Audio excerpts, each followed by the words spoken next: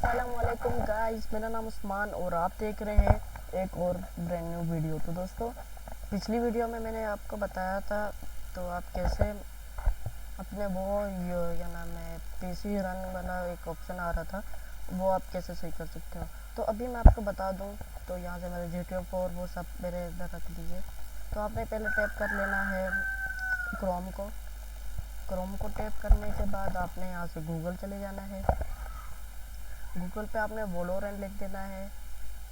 वोलोरेंट के बाद play वोलोरेंट dot com पे आपने टैप कर लेना है। लिंक आपको नीचे मिल जाएगा।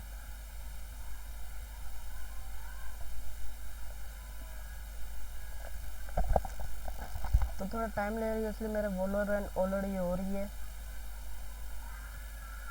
तो यहाँ से आपको ये फ्री डाउनलोड प्ले फ्री मिल जाएगा। इसका मतलब ये नहीं है यहाँ से टैप किया तो यहाँ आ जाएगी इंटरफेस, ये नहीं है।